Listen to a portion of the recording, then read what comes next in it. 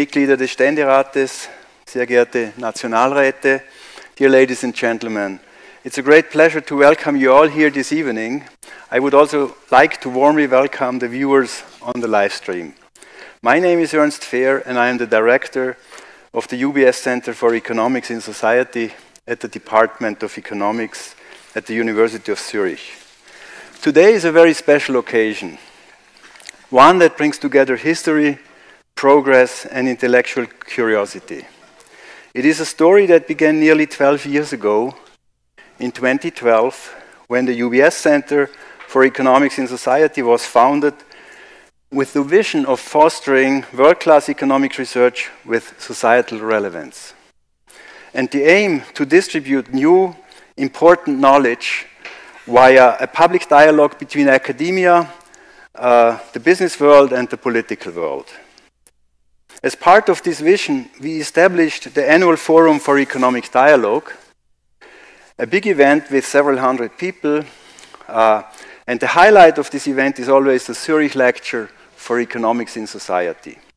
And we usually recruit people for the Zurich Lecture for Economics in Society, or not usually, always, which is given by an economist whom we judge to be the most interesting based on path-breaking research.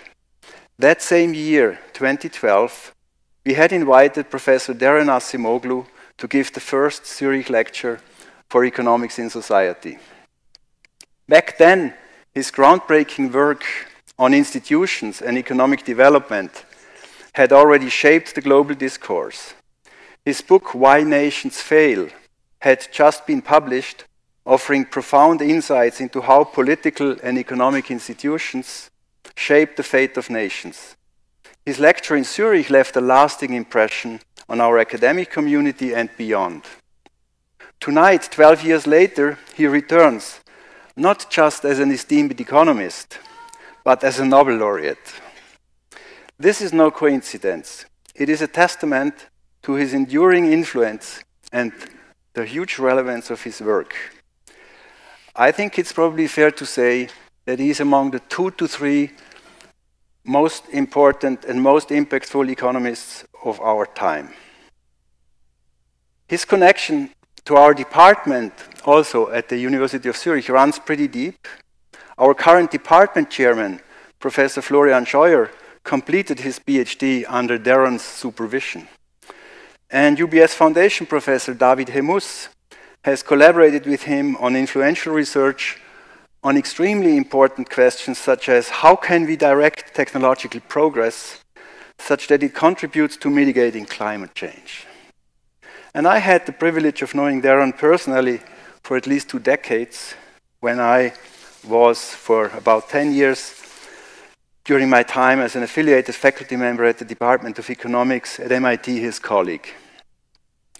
Daron is not just a brilliant scholar.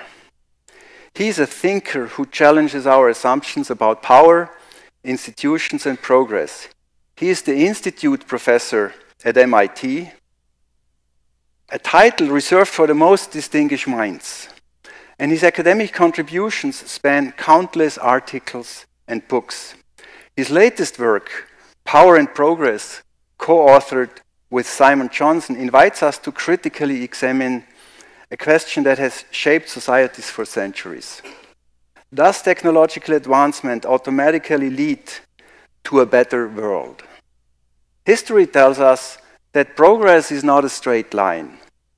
From the Industrial Revolution to the digital age, technology has transformed our lives, but its benefits have not always been evenly distributed, sometimes very unevenly.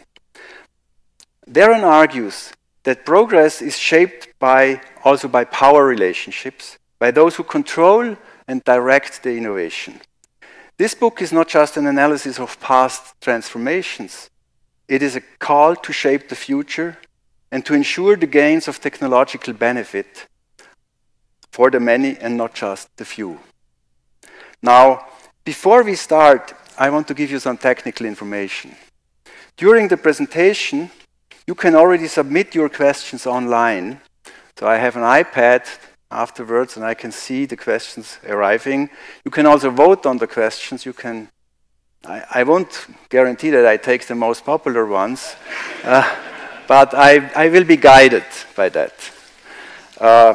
So take your mobile phone or open a new tab in your browser and go to menti.com and dial in with the code 2603-7554, or just use this symbol here. On this platform, you can ask questions for our live Q&A afterwards, at the end of the session. And even if you don't have any questions, as I told you, you can still vote on them. We are very fortunate to have Daron with us today to share these insights. And actually, we were very glad that we invited him before we knew that he got the Nobel Prize. Who knows what would have happened due to his full time schedule, whether he would have had the time to come. But he was already committed, and he's known to live up to his commitments. Thank you, Daron. Without further ado, I hand over to the 2024 Nobel Prize laureate in economics, Professor Daron Acemoğlu. Daron, the floor is yours.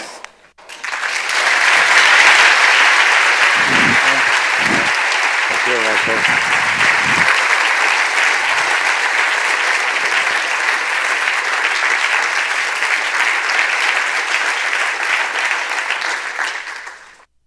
Thank you very much, Ernst, and thank you to all of you for being here. It's my distinct pleasure to be back at Zurich, which I have visited many times before. It's a fantastic economics department, and I'm really happy to have been the inaugural lecturer, speaker at the inception of UBS Center, and I am very happy to be back. And I'm going to talk to you about exactly what Ernst mentioned, the relationship between technological progress and shared prosperity. By shared prosperity, I mean economic growth from which all demographic groups broadly benefit. No group of people are completely left behind. And I'll be more specific about these definitions and issues as I go along. But as background, there is no doubt that we live in an age of innovation. Even before the advances in generative AI that have captured all imaginations so widely throughout the world, we have become accustomed to changing all of our gadgets every year, or new apps appearing on our telephones, new programs for our computers, all sorts of new utilities and services, and the data available from many sources support that. So for example, in the United States, the number of patents filed at the USPTO have quadrupled since 1980, and a large, very large fraction, almost all of this increase, have been driven by two sectors: electronics and electrical machinery, and information technology and communication sectors. So these are not just important sectors by in and of themselves, but they are big enablers of other industries to use information, to use knowledge, and change their production processes in a potentially very positive way. Now, the next step of that is artificial intelligence, which many view as a completely transformative technology, and expectations are running high in terms of how boundless the productivity gains and all the benefits from technology will be. But I think even if some of these optimistic forecasts at the aggregate level are realized, the question of who will benefit from them is an important one. It's an important one because we don't care about GDP, we care about our standards of living, our general social, economic, and psychological well-being.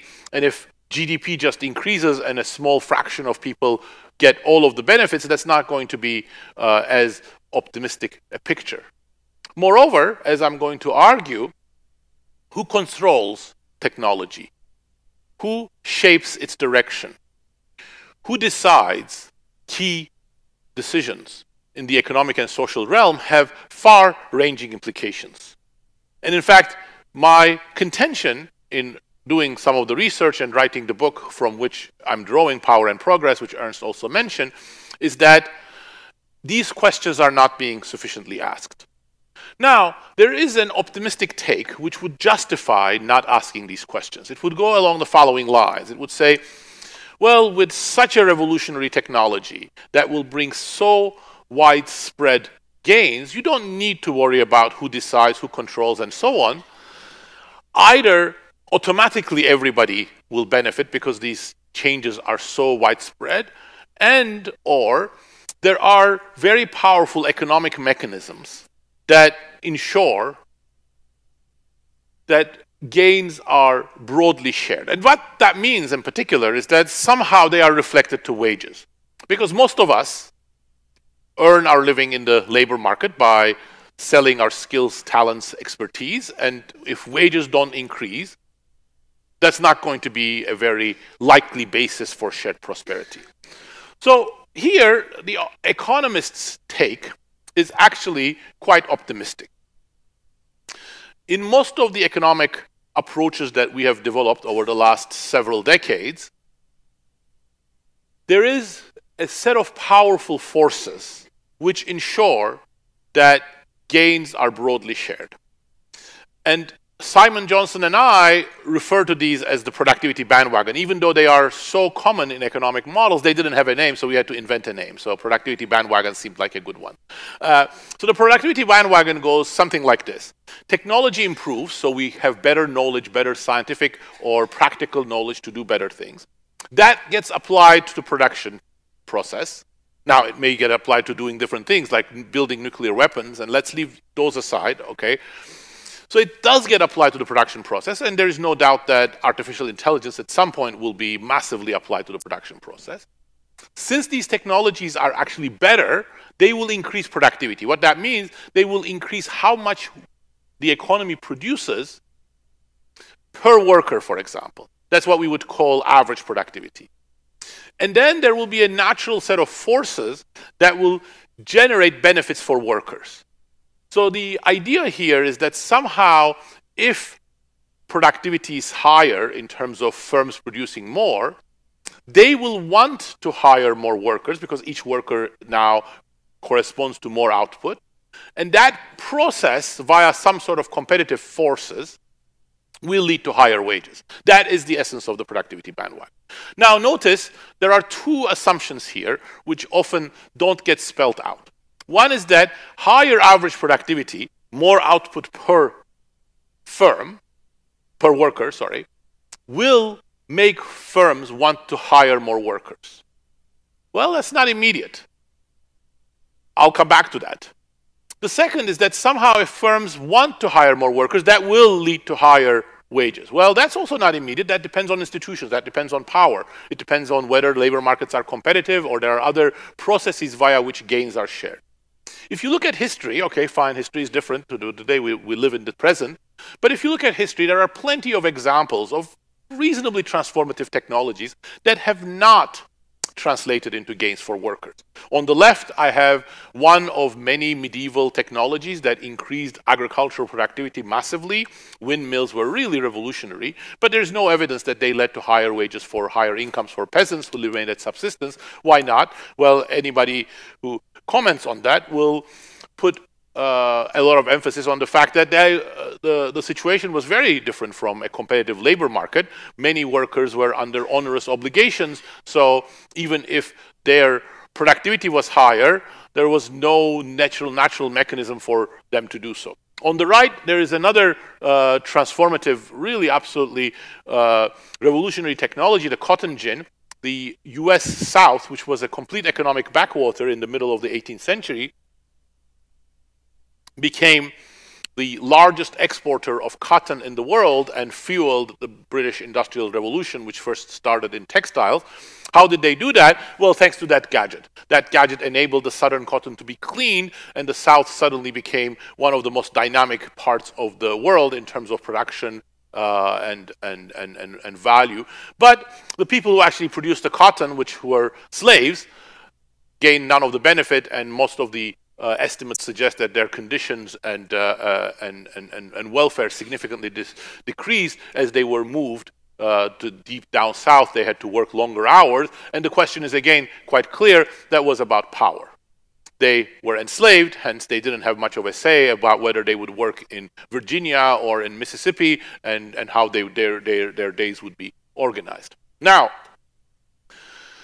when people talk about a optimistic interpretation of the digital age or the period that will be ushered by the artificial intelligence revolution, they say, well, you don't have much to worry about because we know from history that new technologies can be disruptive, but things work out. Well, I think what they are referring to is the Industrial Revolution, which, of course, we are greatly, all should be, anyway, grateful to people who made all these innovations and started the application of the scientific process to production, because we are much, much more comfortable, much, much healthier, much, much more prosperous than people who lived, say, in the 1750s, before the Industrial Revolution started.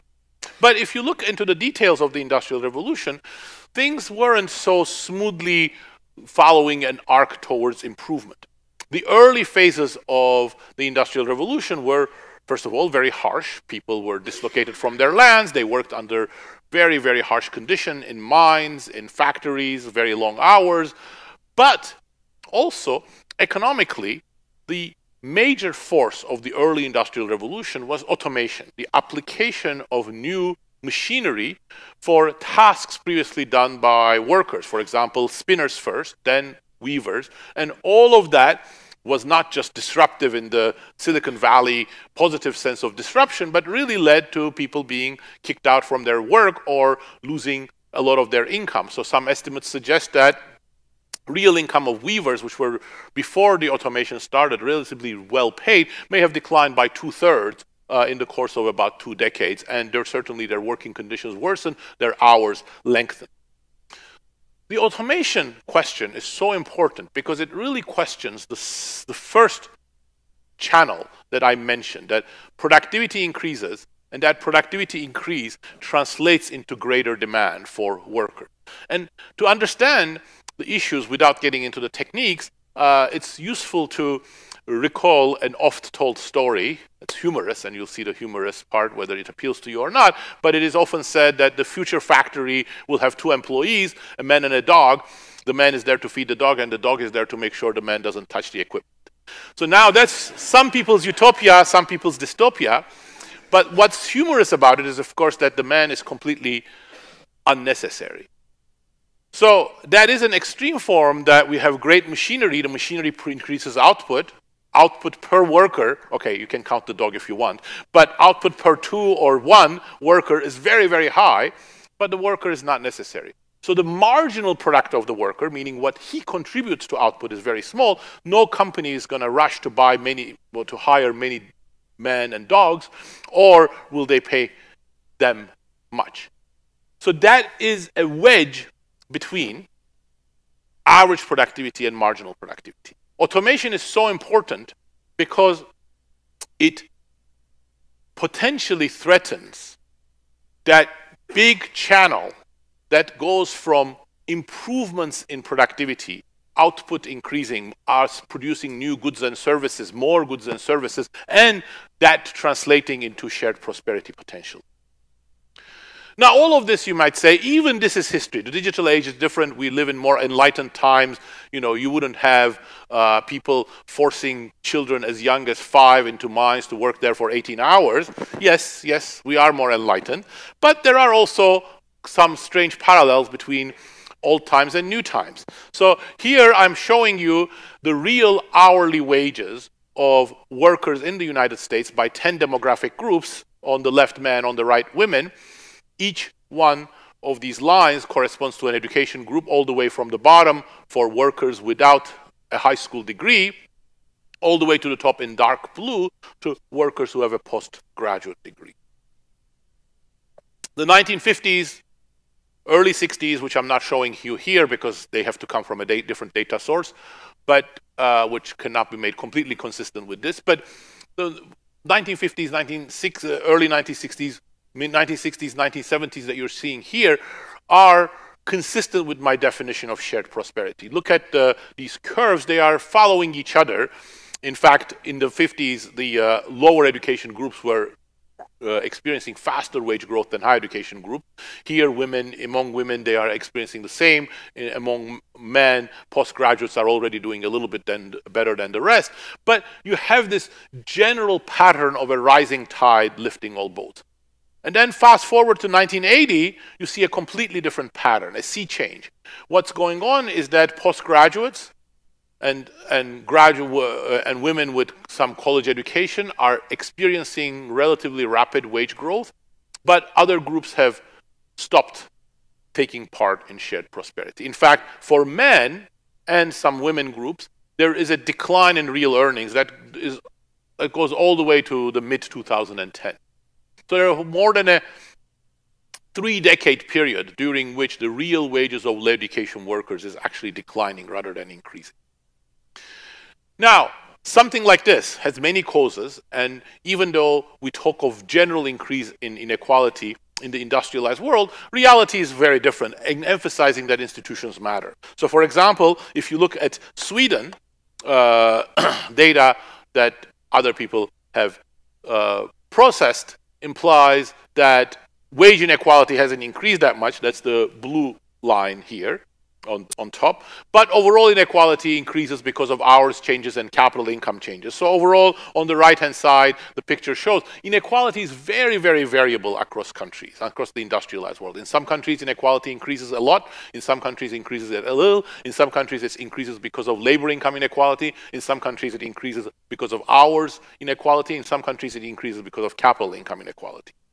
So all of these have to be borne in mind. They already suggest that we are not completely passive agents when it comes to what's going on to shared prosperity, that technology fully determines everything. Institutions, organizations, and other things like that matter. And in fact, that is also relevant when you want to understand how is it that in the past, shared prosperity has emerged. And there are many places where you can look. For example, we could look in the British Industrial Revolution after 1850, a similar picture emerges. But since I have spoken about the US so far, let me give an example from the US. The seeds of what I showed you in terms of relatively rapid wage growth for all groups of workers in the post-war era were already there in the first half of the 20th century. And the automobile industry plays a very important role, symbolic, but actually an important role. And really, you can see two major forces that are at the root of that shared technology, shared prosperity experience. And they relate to the two preconditions that I mentioned. One is that technology should be such that increases in average productivity also increase the contribution of workers to the production process so that firms have an incentive and a desire to pay more to workers. And the organization of the market has to be such that it is credible and actually feasible for workers to get that share. The auto industry gives various pathways for this. On the upper part, what I'm showing you is a picture from one of the revolutionary plants that Henry Ford opened, the electrified Rouge plant in Michigan. And this was completely a transformative example of how you could use new electrical machinery to reorganize the production line. And you see already that the way that you produce cars here is completely different from what it came before. But the other thing that you see is that it's not like electrical machinery is doing the work. There are all these workers around the cars, and they are doing critical functions. What the Ford factories became known as they became known as engineering plants, because what they were doing is that they were pushing the level of production of technical tasks to the next level. And the workers that previously were busy trying to make parts fit were now doing much more technical operations and operating much more sophisticated machinery that was doing things that were unimaginable before, but also a whole cadre of people that you didn't see in the back offices were doing inspection, design, accounting, and all sorts of other support tasks that were very important for the mass production. During the same period, employment increased several folds in the course of 2 decades because the car industry was so dynamic. So that is what I have called in my work with Pascual Restrepo, for example, new tasks. Automation wasn't the only thing that technology was doing, but technology was also creating new tasks out of which labor benefited. And at the bottom right, you see the other pillar, which was that the auto industry was also at the forefront of workers organizing so that they made sure via bargaining that some of the gains were actually shared.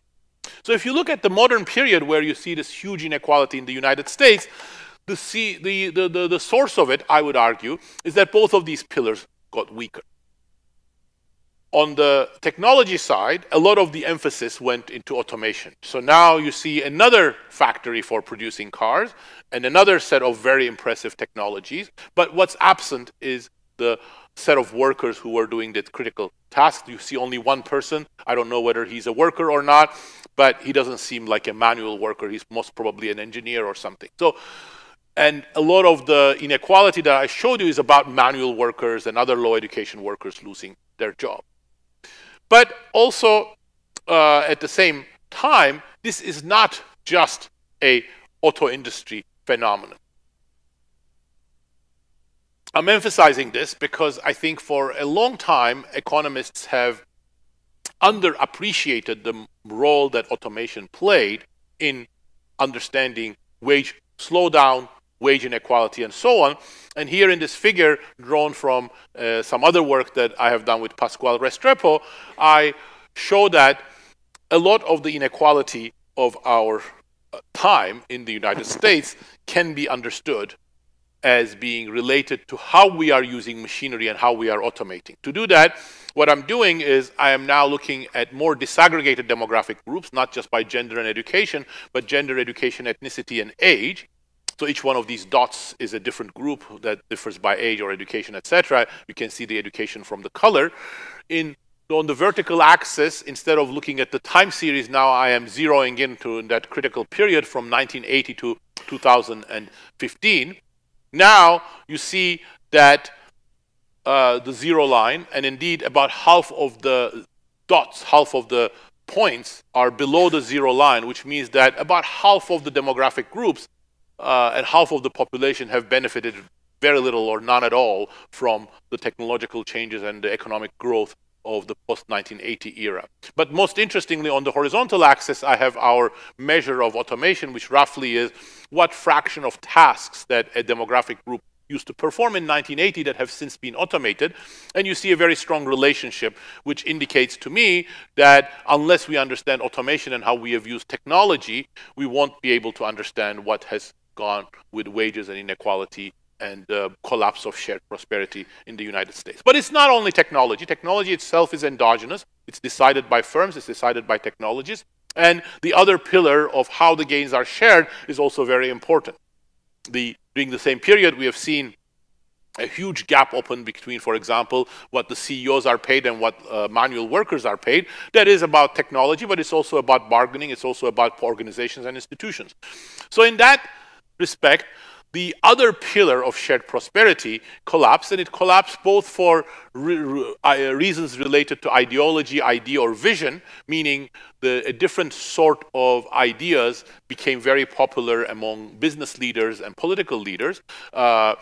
You cannot blame anything on a single person, but it would be fair to identify some of these ideas with Milton Friedman, the very bright, very influential, and very revolutionary economist who has made many important contributions to economics, but his most famous contribution is something he wrote in the New York Times magazine, where he argued the only social responsibility of business is to increase its profits, in particular, which means that if you are a manager and you can cut wages, that's great, you're doing the right thing. So that sort of vision started becoming very popular among business leaders, sometimes propagated by business schools, sometimes propagated by management consulting companies. And the resistance to it came to some degree from unions, but from the unions were in decline already in the late 60s and 70s, but they became much more weakened in the 1980s, especially after Reagan fired all the striking professional traffic controllers, and there was a setup where other businesses also followed Reagan's lead.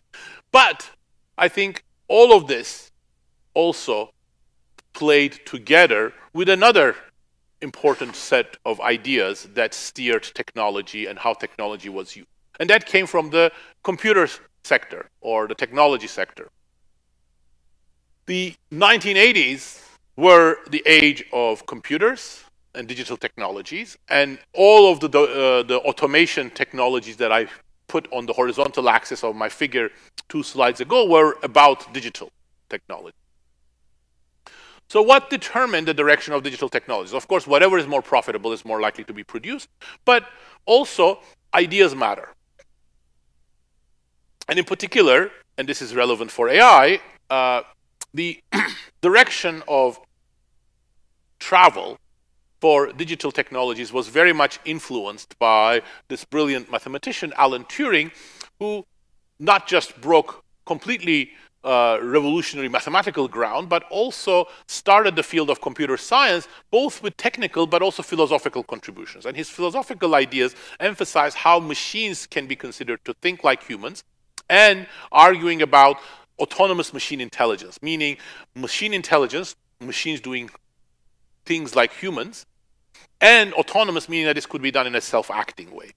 This was originally resisted by many philosophers and mathematicians, but it became the founding ideology of another group of very influential people shown here, which were the founders of the field of artificial intelligence in a conference in Dartmouth in 1956, where the field was christened with great fanfare and promises of human-level cognition arriving in less than 12 months, or perhaps in 18 months.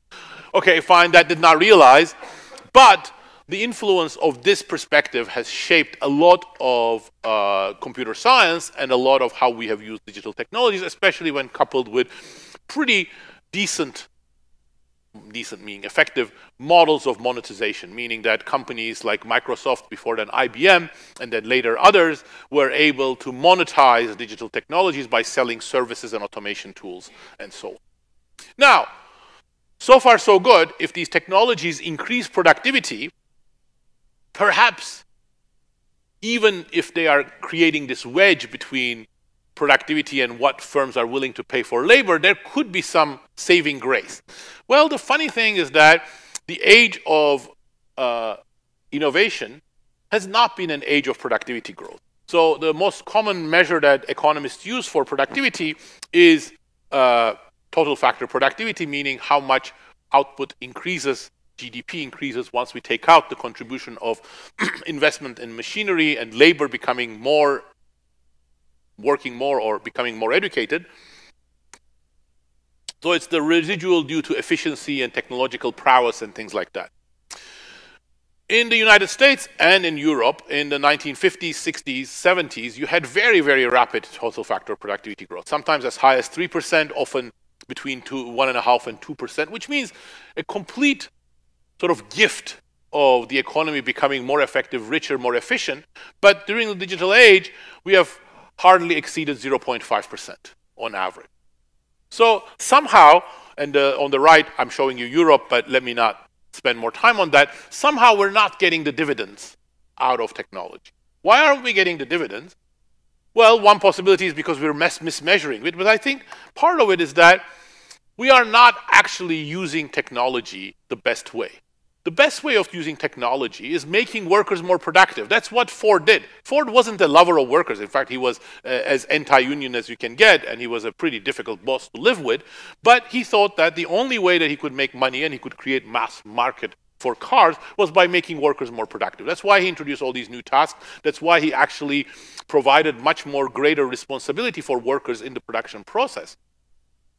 Instead, what we have done a lot is, with exceptions, there are some revolutionary uses of robotics and some very important uses of software, obviously, but in many fields, in many industries, the evidence suggests that just like self-checkout kiosks, what we have done, what we have done what I've called so-so automation, meaning, yeah, you automate things, it reduces costs a little bit, it increases profits a little bit, but it's hardly revolutionary. It's hardly the kind of thing that will lead to a very, very rapid productivity growth, and that's partly the reason why in this innovation age, productivity growth has been so dismal. But this is only part of the story. If I had another hour, I would talk about how we can misuse technology in other things, which is, for example, in our social relations, in the balance between state and state institutions and people. We have experienced a much deeper penetration of all sorts of surveillance into our lives, sometimes coming from the Chinese Communist Party, like in the social credit system, where you have to get your social credit check before you can buy a train ticket, or for social media companies, which can have enough information to know exactly your preferences of what you're doing. So the digital age is also the age of control of information, and AI is going to intensify that. All of that means, in my mind, that we should question who controls technology and the direction in which we are developing technology, especially AI. And what's wrong with this picture is that even when they weren't on such bad terms, when Sam Altman and Elon Musk are sitting in a room and deciding the direction of AI, that is an impoverished discussion because it leaves out the remaining 8 billion people. So if 8 billion people's fates are going to be decided by AI, then they should have some input into it, including workers, including civil society, including people outside of the United States.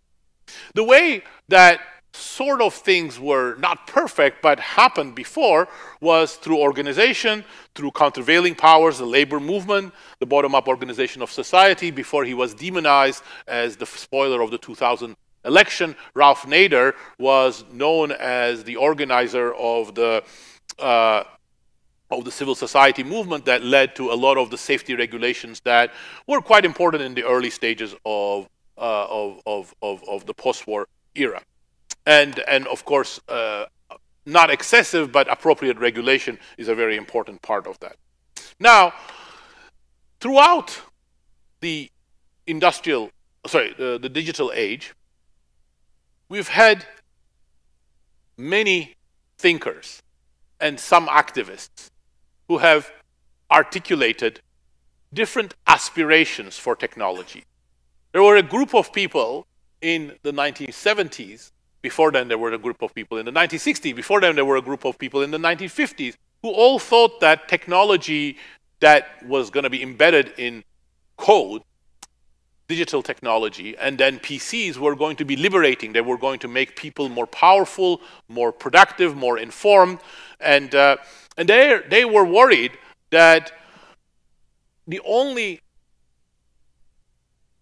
barrier to that kind of shared prosperity was that companies like IBM would control the technology. So Ted Nelson, for example, was one of them, and he thought that computer power would go to the people as long as what he called the cyber crude.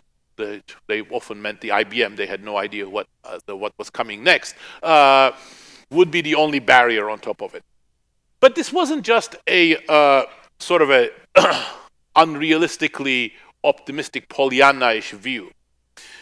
Better AI in the form of making workers more productive is actually quite feasible, and we have both the technical understanding to see that that's quite a doable thing, and we have history to show it. And machine intelligence, autonomous machine intelligence, that's become so second nature to everybody in the tech industry, wasn't in fact the only vision that led to digital technology.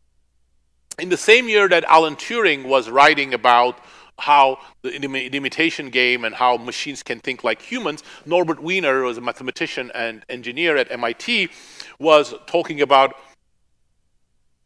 why robots would be in their form not good for shared prosperity and how we could create better technologies. Those ideas are what Simon Johnson and I call machine usefulness, to contrast with machine intelligence. And again, I want to emphasize that's not just an aspiration, but it's also a reality. If you think of some of the most important digital technology innovations, they actually came out of that vision. On the right here, I have the first mouse. It was revealed by Douglas Engelbart, who was a very, very talented engineer, but also he not only was an engineer, I don't think he knew exactly what Norbert Wiener was talking about, but he had rediscovered the same ideas, and he called them human-computer complementarity. And there actually is a field within computer science which is essentially about his ideas. He revealed that in an event he called the Mother of All Demos.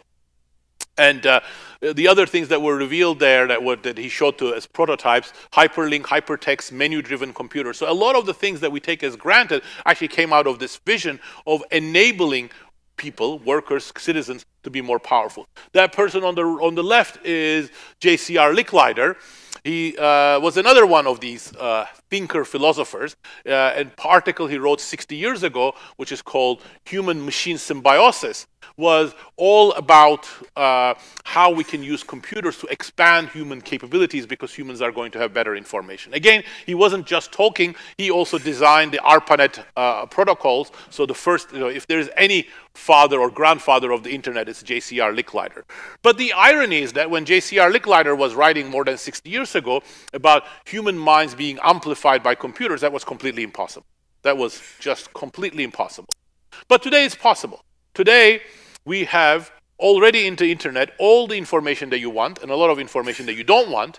But the problem is, if you need useful information, meaning information at some point that is going to be useful for you to write an article, to become a better electrician, to troubleshoot something that's going wrong at home, you cannot find that. What generative AI actually does is that it has that capability to provide the filter to achieve that information, to reach that information, relevant information for you given your needs in real time and in a reliable fashion. But the current architecture and the current direction of automation and monetizing things via digital advertisement will not go there. What will go there? Well, we don't know. We haven't tried. But obviously, if we redirect technological change, just like what Ted Nelson was saying at the time, there is a much better chance. Now, I don't know how to redirect technological change. We have from history examples of things that may have worked in terms of certain policies, certain regulations, market structure, certain democratically generated policies regulations that may have had that effect. But I want to end by saying, even if we don't know exactly how to do that, the hope that we could do it is not crazy. Sometimes people say the government has no ability to lead innovation. Well, if you interpret the government has no ability, if you interpret that by saying if the government has no ability to be the innovator itself, that's right. But the fact that innovation is an organic bottom-up process doesn't mean that incentives, leadership, subsidies, financing don't have an influence. And one place where you can see that already is in the energy sector. Even though I think the damage that fossil fuels would do in terms of global warming were generally well understood in the 1980s, 1990s, there wasn't much that you could do. All of that talk of the 1980s and 1990s of reducing fossil fuel emissions was just talk. Because the only way you could reduce fossil fuel emission in the 1980s and 1990s was by reducing energy consumption, and no country was going to put up with that. As late as 2000, still none of the renewable energies, low emission energies, were even anywhere near competitive with fossil fuel. But today, thanks to innovation, which itself was based on some amount of subsidies, a little bit of carbon tax around the world, and some sort of greater awareness of a demand from the population to have cleaner energy, there has been a tremendous amount of innovation, learning by doing, cost reductions in solar panels and other technologies. And if you want to produce electricity today, and if you can deal with intermittence issues, it's much cheaper to do it via solar or wind than fossil fuel. So that was an example of redirecting technological change, and I think we should remain open. In fact, we should remain insistent that similar redirection is feasible, and perhaps it should be part of the democratic conversation about what direction of AI should be. Thank you very much. That's all I wanted to say.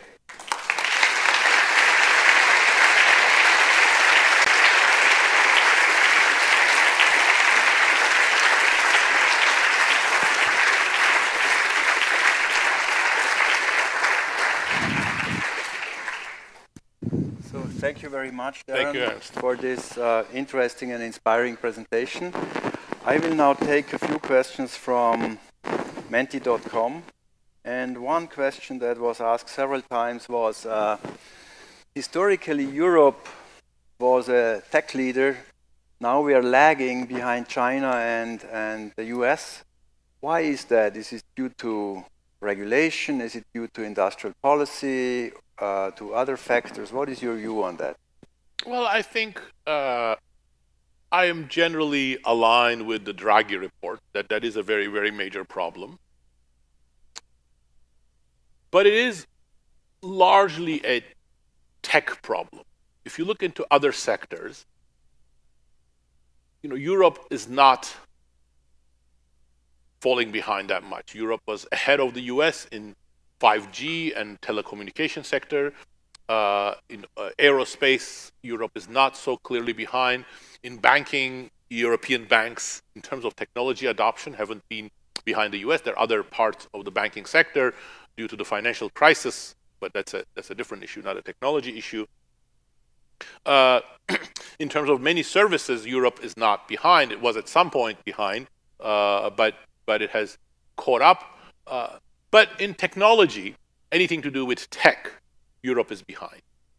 And I think part of that is because of regulation. Part of it is because Europe did not create the right ecosystem for financing these technologies, and it did not create a hub.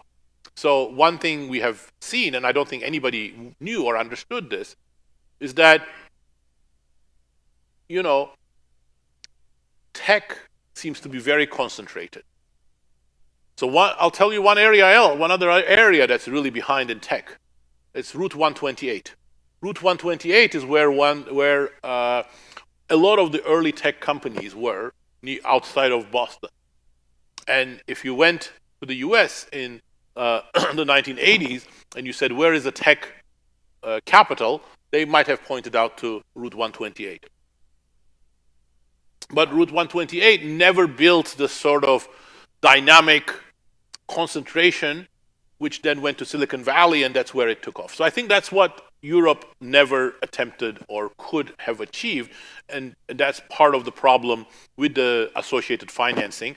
But it's not a trivial problem, because if the US economy today is doing so well in terms of comparison to Europe, a lot of it is about tech, but it's also a dangerous problem, because that means that with all of the issues that I've talked about, the direction of tech is what the direction of a few powerful companies and a few powerful executives are setting in Silicon Valley. Greater plurality would be great.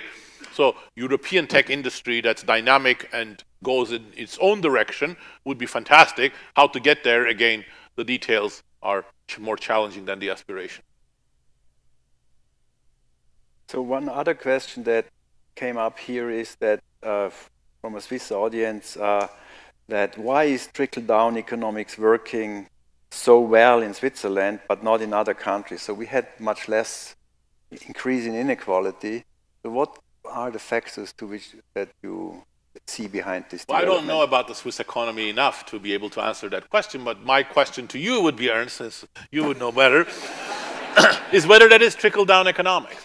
By trickle-down economics, I think we mean, or at least many people mean, enrich the very rich, and it will trickle down from them. And I think my understanding of the institutional setup in Switzerland is not exactly that, but perhaps it is. I don't know. No, it's actually not. I mean, we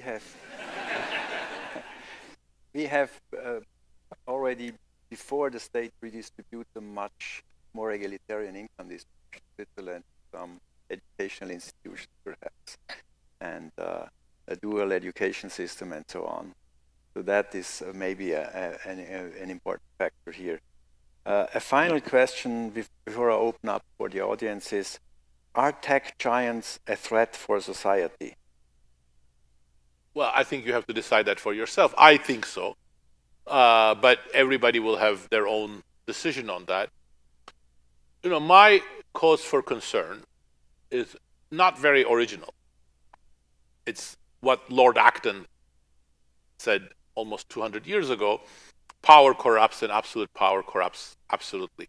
if any person, organization, institution becomes too powerful, whether it is the union, whether it is progressive groups, whether it is far-right people, whether it's a politician, whether it's a king, whether it's a company, if they become too powerful without any countervailing powers, that is dangerous. And the tech companies, in my opinion, and again, some more right-leaning people and argue, magazines like The Economist would vehemently disagree, they have unparalleled powers. Well, I'll give you one statistic. Just before it was broken up, compute Standard Oil's value and convert it to today's currency.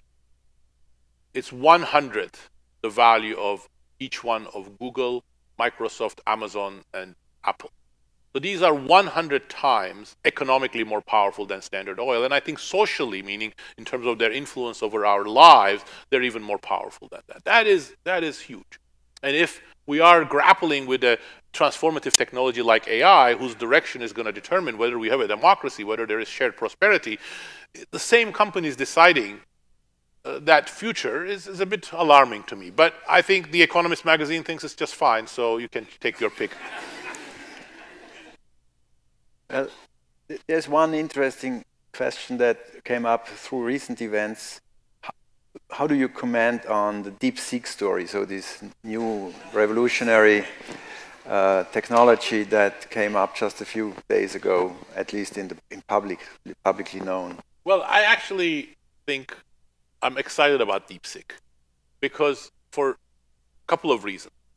First of all, one of the arguments that I heard a number of times when I talk about these things is, who are you to criticize the tech industry? They're investing so much and they have the best talent. They obviously know what works best.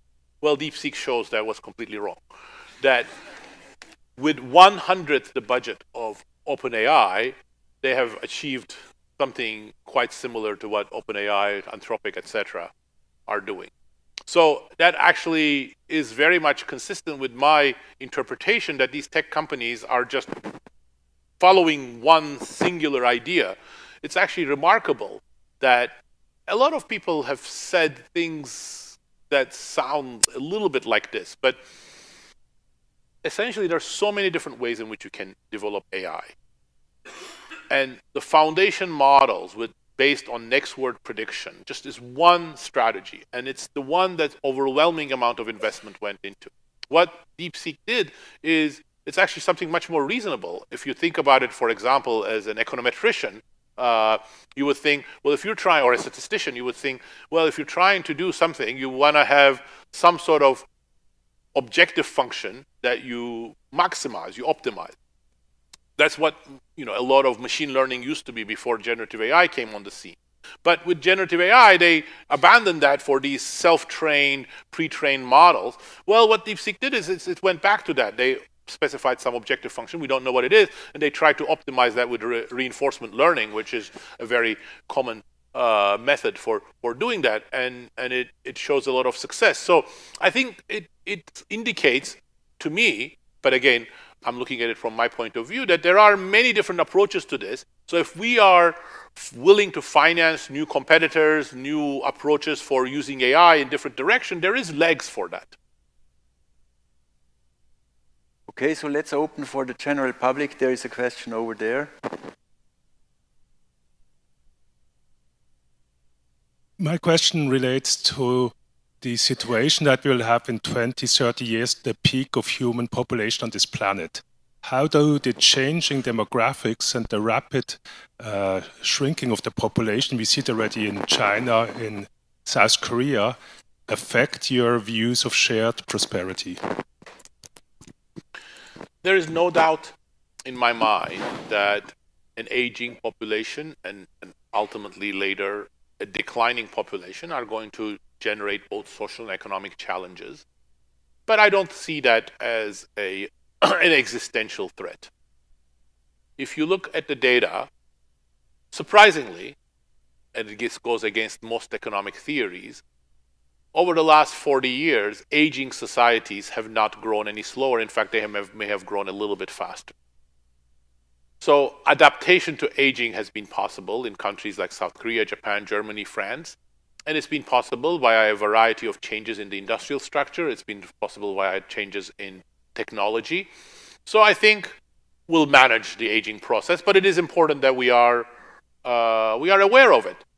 There are obvious mistakes that some countries are making, and those are going to have a much harder time. So one of the very rapidly aging societies, for example, of the next 30 years is going to be Turkey, and which was a very young population, and it's going to age very, very rapidly. And right now, they have, the last 5 years, they have passed legislation that essentially makes the effective retirement age less than 60. So if, as you're getting at the cusp of the most rapid aging, then you also force people who are going to be the majority of your population out of the labor force, that's going to be a disaster. But if we are prepared for it, I think we'll deal with aging. Okay. Other questions? Here? Then here. Hello, Professor Acemoğlu. Huge fan of your work already, like before you became mainstream. So my question is very simple. I'm thinking about Cambridge Analytica and the research of David Stilwell, right, about the personality profiling and the fact that right now we have a guy like Elon Musk, owner of X, having all the information that we are giving, and we're not even aware of all the information we're giving to ChatGPT and your favorite Chinese one. My question is this in social media or like all these AI tools a new extractive institution? Because in a way, I think that we are putting democracy in danger. And your book is Power and Progress. How can we take back control? That's my question. 100%. I am very worried about exactly what you have articulated. And in fact, I am grateful to Cambridge Analytica because I don't think Cambridge Analytica was doing this very well.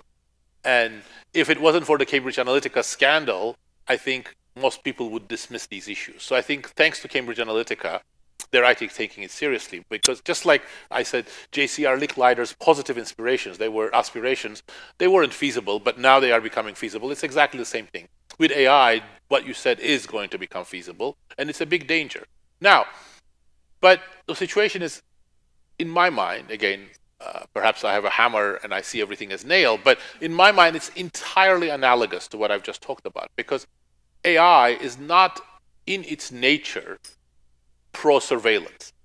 You can use AI as a tool for empowering people. You can give it to people so that they know when they're being monitored. They know when they are being manipulated, when they are being fed wrong information. And you can use AI in order to hide your private information that you don't want to share, and you can share information in exactly the way that you want.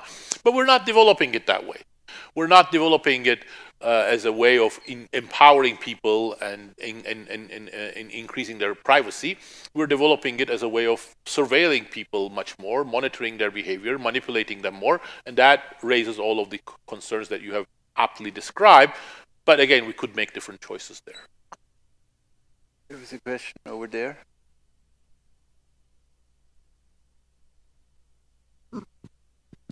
Thank you, Professor Acemoğlu, for being here. My question is about global shared prosperity. So mostly we talked about workers versus richer class in one country. But what about the, let's say, a country X run by a dictator, and the people get rid of this dictator and improve their institutes? Can they close the gap, or are they at the mercy of the richer countries who have accumulated know-how and capital? Well, I think it's never easy for emerging countries, but we have examples in the past of countries that have improved their institutions that were able to kickstart economic growth, such as South Korea, Taiwan, Botswana. But I worry exactly for the same reasons about the present. First of all, let's take autocracies. Today they're much more stable. China, which by the way, I don't think China should be viewed as a complete rival to the United States. I think there have to be some cooperation between the United States and China when it comes to AI, as well as climate change. But right now, China's emphasis is a lot on surveillance technologies, and those technologies are not just being developed in China, they're also being exported. Huawei by itself has exported surveillance technologies to more than 60 countries around, all of them autocratic countries. So autocracies are going to become more repressive and stable.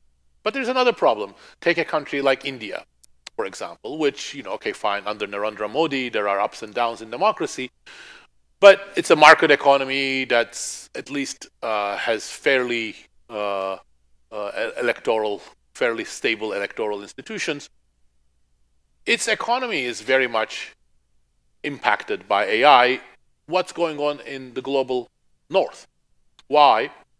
Because if we develop AI in a way that just focuses on automation, a lot of things that are done in the Indian economy, for example, all these offshore services, all of the support tasks, etc., they will all be done now by AI. So, in other words, AI's direction will matter not just workers in Switzerland and US and the UK, but it will matter for people in the developing world. And there's a bigger problem there, because we could imagine that the voices of workers in the United States might be heard via a variety of channels. There is absolutely no organizational form that could make the voices, wishes, and the impact on the 6 billion people who live outside of Europe, US, and China to have any voice in the direction of AI. There's a question very far behind. 2 questions. Hi, thank you so much. You discussed a lot about the dangers of big entrepreneurs in tech sector. Recently, many of them are pointing out to some long-termism argument on for the wealth and the sake of humanity. I would be very interested in hearing your opinion about what long-termism is, and if those existential risks in the future somehow can justify what they're doing nowadays, and how do you see it? Thank you very much. Actually, there are, if I could abuse my power here to set the agenda, there are really 2 questions that are there in your question, and I would like to separate and give them answers. One of them is, suppose we are worried about these threats about AI becoming so super powerful, AGI, and then later super intelligence. Is the way we're approaching it is right? No. No, my answer isn't right. Because the AI safety industry, which has become very powerful and very big, is obsessed with what will happen the day after AI becomes super intelligent. Will they destroy humanity? Well, I would say 1 day, 1 week, 1 month, 1 year, 10 years before AI becomes super intelligent, it's already so powerful that whichever company, whichever individual controls it, they can do unmeasurable damage. So I would worry much more about those 10 years, 1 year before AGI. So that's why I think our current emphasis on AI safety, of designing the algorithm such that it can itself not do harm, is wrong and counterproductive. Second, do I think that we are very near AGI, which I think is also part of your question? And there I think I don't know the answer. A year ago I would have said definitely not, but the last year there's so many industry insiders who are saying it's just around the corner. Okay, I discount that by a couple of years, but it would be irresponsible for me to say I know for sure it won't happen in 10 years. I still cannot imagine these current architecture generating anything human level intelligence, but I think we have to think about various different scenarios. That being said, I think focusing on AGI is actually very counterproductive for another reason. I mentioned China versus US. There is no doubt that China-US relations and rivalry are going to be defining for our next 15, 20 years.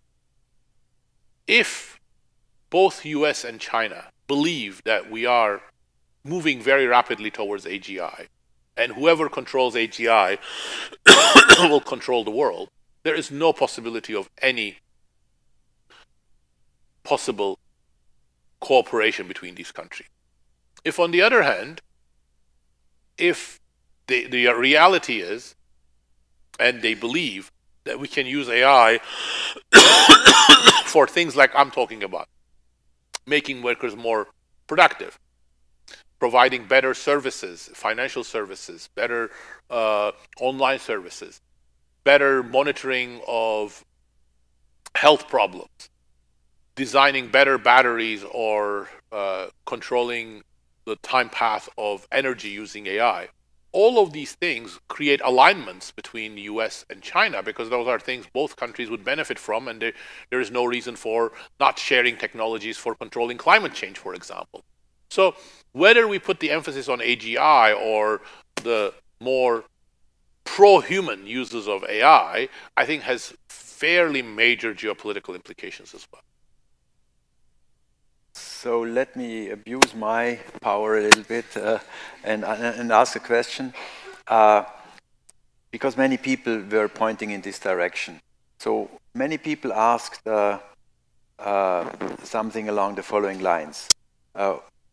Let's assume we go in the direction of automation. Let's assume that we don't go your road down, increasing marginal productivity, not just average productivity, so that basically workers become superfluous. So basically everything is done by machines. Now, an alternative vision could be that you then redistribute politically, basically. This has been behind proposal of a basic conditional or unconditional basic income and so on. So what's wrong with that vision? So I will. So I think that's a great question, and it's an important question we have to engage with. Why don't we just not worry about the labor market, produce as much as we want? Indeed, GDP is the only metric, and then we distribute GDP fairly.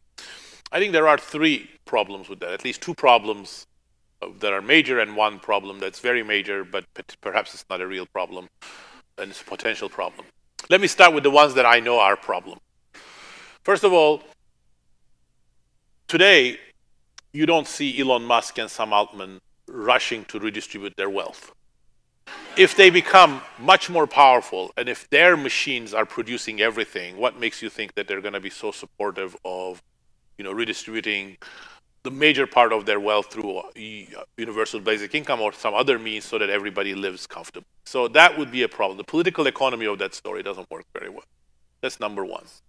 Your vision less dependent on some social mobilization and political economy requirements? No, but if that social mobilization will not be feasible if all means of information are controlled by a few people. The second is, even if we manage to do that, that would be a very sad world, because consumption inequality may be low, but social status would be completely unequal. Because everybody would recognize that just a 1%, 2%, 3% of the population is contributing, are the engineers, designers, etc., who are making everything. And the remaining 97% are the takers that are not contributing anything. And that would create a huge social status gap. So that's number two. The third one is, even if we overcame this, I don't know what would create social meaning for people. So that means, will we really be a happy, functional society if 97% of people just stay at home and play video games or live in the virtual world?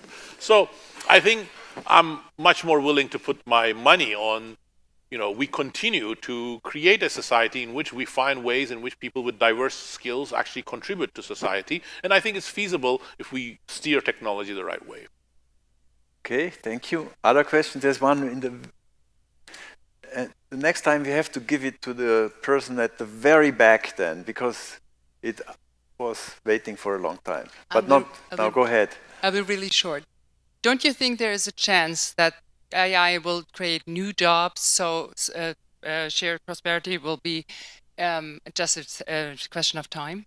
Absolutely. I think there is a possibility. That's what I was trying to argue, that AI, by providing better information to workers and people, can be a conduit for generating new services, creating new tasks where people perform more sophisticated tasks, new tasks. The run-of-the-mill electricians can now deal with the most complex problems, and we can upgrade all our electricity grid because now people are much more capable of performing these things. We can use AI in order to create new molecules and better drugs that will then employ a lot of people in that process. But I think that will not happen automatically. It is not the business model of most of the companies that are investing in AI. Right now, the main way in which people are trying to monetize AI is via either digital advertising, and that goes into the problem that we just talked about, or by creating automation processes. And again, as a byproduct, perhaps accidentally we'll find ways of augmenting humans, but that's not what we are aiming. And I'm not so confident about the automatic process because we didn't see enough of that in the last 40 years. Okay, very. Yeah, my question is actually about knowledge spillover you mentioned. So as an economist, how do you evaluate or measure this knowledge spillover so that we can say, for instance, if there was no investment or these developments in the US, whether we would have seen this new advancement in a country like China? I think international technological spillovers are absolutely first order, and they have been first order way before the digital age, and they may have become stronger during the digital age, I don't know. And it is true that a lot of the early innovation in China, in AI, was very much building on the US basis. Whether China now has come to a level where it can survive without those spillovers as an innovation hub remains to be seen, but possibly yes, because what DeepSeek shows is that they are not copying, they're also experimenting with new things, but there are also bottlenecks. Chip design and chip manufacturing is not very advanced in China, so there the spillovers are very important. There are other sectors in which the spillovers will have to be important. There's a question here, first row. Professor, we are at the university and I would like to ask a question of an unbrave student. If economy were a giant party, would you say the market is DJ, the government is the bouncer, and inequality is the guy who drinks all the punch and starts fights? That's a good, I like that. I'll have to use that in the next party.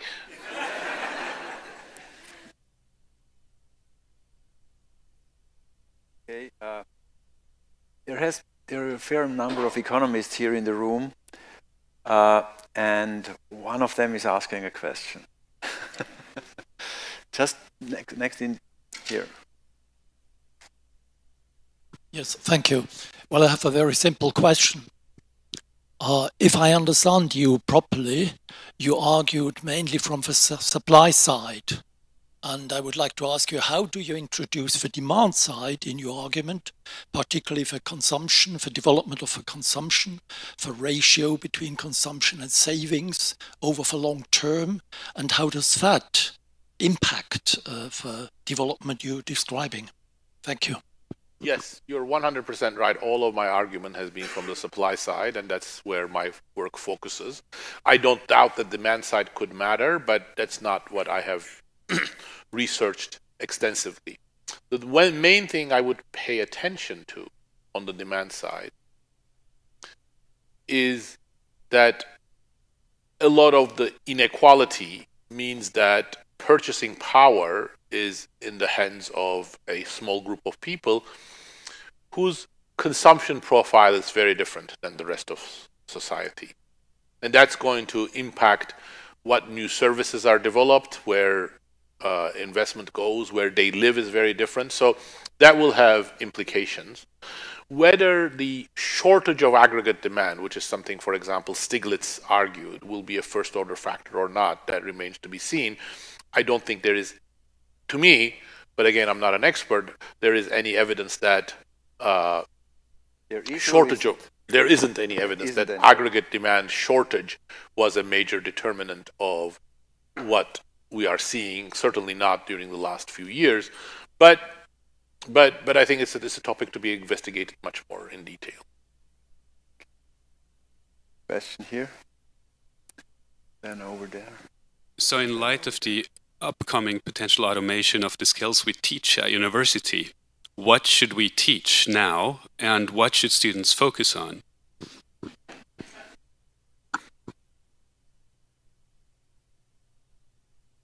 I would say there are 3 points to bear in mind when it comes to teaching. One, a little bit different from your question, which is that I think the education sector is actually a great place to experiment with ways of using AI to enrich what we do. Not to replace teachers, not to do what Khan Academy tries to do, get the teacher out and the student and the parents and the student learn by themselves, but can we use AI to make teachers better in secondary schools, in elementary schools, in other places? So that's number one. Second, obvious, and everybody says that, is you have to teach things that are complementary to AI, not substitutes for AI. So making people learn,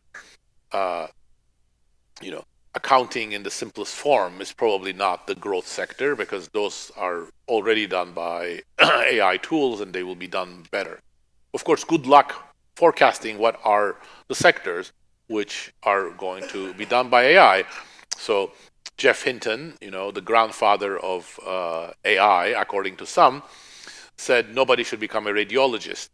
And Jeff is, as knowledgeable on these things as anybody can get, and not frivolous with his predictions, but that prediction didn't turn out to be right. The number of radiologists has only but increased. Elon Musk, not so serious as Jeff Hinton, said nobody should learn to drive because my company is going to have self-driving cars by 2024. Well, that hasn't transpired. So we don't know that. But then the third thing I would say is that I think it's very important that we also teach social responsibility, about how to be socially responsible with technology. When people become physicists, they have a set of values that often preclude the use of using nuclear physics for making bombs.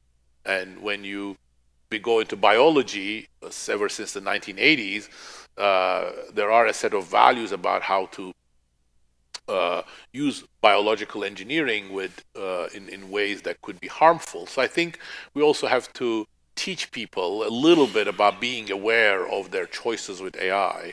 And I don't think there's a unique set of values. Some sort of pluralism is probably what we need in that regard. So there are so many new. You have already the microphone, so you have the power to speak. You hear me? Yes. Okay. My question is on our democratic institution. Somehow it seems that at the moment they don't produce the result where social progress from technology is helping all the people. So what changes have to happen in our democratic institution that we get better results out of that, after democratic process? Yeah. If I only knew.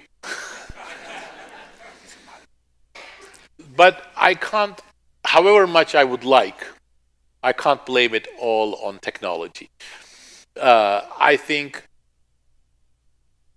there is a crisis of democracy. Whether it's a minor crisis or a major crisis remains to be seen. And I think it predates digital technologies, or at least the social media uses. But what we can see is that in every industrialized country, people's self-reported support for democracy has declined, and this is sharper among the young. There is also a lot more polarization, a lot less willingness to compromise, especially among young people who I think are the real social media generation. So there are a lot of problems for democracy. But ultimately also, I think democracy has underperformed relative to its promise. Democracy's promise was to deliver shared prosperity, to deliver high-quality public services, and to deliver voice. And in all three of them, the last few decades, democracy could have done better. Inequality has increased in the United States, in the United Kingdom, in Germany, in many other countries. Public services have become much lower quality, much more bureaucratic, much less effective regulations. And I think a lot of people feel they don't have a voice in the United States. 70 to 80% of people say they have no voice in the political system, and almost 90% people say politicians don't reflect the views of people like me. Again, you could blame social media. I think there is a lot to blame in social media, but it's also a deeper problem, and I think those have to be overcome. So what that means, in short, is that democracy has to be much more successful in delivering what people want, and it has to sort of demonstrate that it is doing so, which both of those are hard. People want very different things, they want difficult things, and then even if you're successful, if in a social media environment the truth never surfaces, it's hard to demonstrate that you're doing it. So it's a difficult thing, but I'm not sure that it spells the end of democracy already, but we are in a danger zone, I would imagine. That's an important problem to tackle.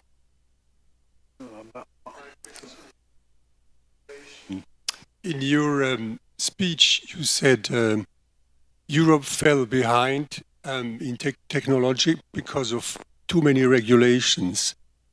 Don't you plead for regulations in the field of AI and the danger of its algorithms? I think about young people who are in danger of, because of these algorithms. You know, the discussion in Australia and in Ireland about restricting the access to the social media in young people. What do you think about regulations of this sector? Well, legal regulations? I explicitly did not say Europe fell behind because of regulations. I pointed out that in many industries, telecommunications, aerospace, manufacturing, banking, Europe's not behind, even though in some of those it's more regulated.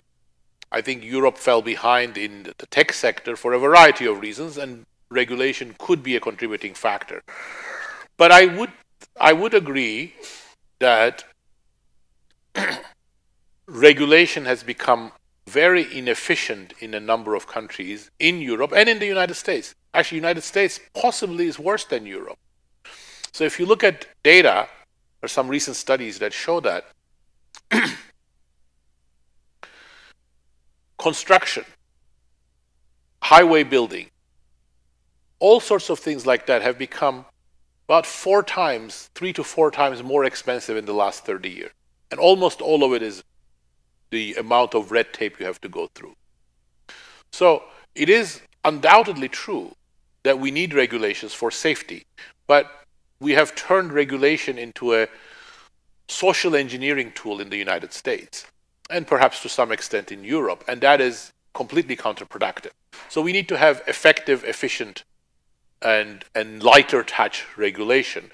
And that's very, very important, because exactly like what you said, I think we need regulation in social media. Social media has become the major source of news for a generation. So it's playing the same role that newspapers, respectable newspapers and other newspapers were playing. If you look at newspapers around the Western world, and in fact beyond the Western world, they were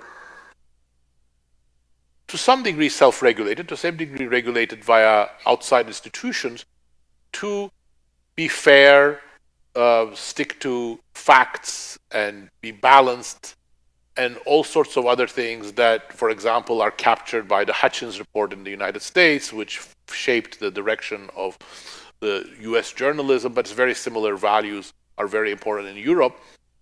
There's nothing like that in social media.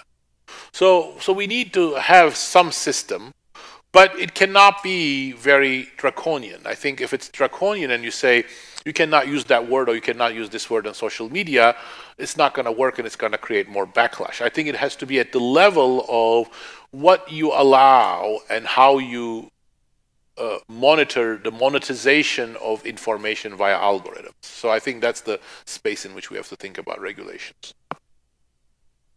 Question here. Can you hear me? Yes. Okay. Yes. Mr. Acemoğlu, thank you very much for this illuminating lecture. I enjoyed every second of it. Still, because I have the great privilege of having the ear of a leader, such as yourself, I would like to counter what you said about a vision of the future where we work less and tax companies. You mentioned the following 3 problems. Firstly, Sam Altman isn't rushing to redistribute his wealth. I think we could make him. Secondly, a problem is that social status would go to engineers, leaving everyone else with depreciated social status. I think social status is something we seek to figure out intrinsically. I think we would find new pointers to assign social status broadly. And finally, what creates social meaning? I think work certainly gives meaning to all people. But maybe it is hardest for workaholics who lead society to imagine a world without work. I think I would find meaning in literature, Chinese landscape paintings, and learning 10 languages. I'm at 4. I would like to get to 6 by the end of next year, but we'll see. With all the politicians and decision makers gathered here, I hope we do not completely discard this vision of a shared future. Thank you. We respectfully disagree. So let me ask a final question, which is related to your publication record. There are a few academic economists here in the room, and actually this question got a lot of support in the votings. I read, your publication record is truly remarkable, both in terms of quality and volume. What strategies or habits have helped you maintain such a high level of productivity in your research and writing? So some self-help for people in the room. Well, one part may be that I'm a workaholic, as the previous question suggested. But I think the more practical advice I would say is find great co-authors. I have some of them here. Fabrizio is there, Fabrizio Zilibotti, and David Hemus is somewhere there. So, and some great students too. I see Michael Peters. So I think having great collaborators is a very important part of both making work socially meaningful and also productive. Okay, thank you very much for this presentation and for your discussion. Let's applaud Daron.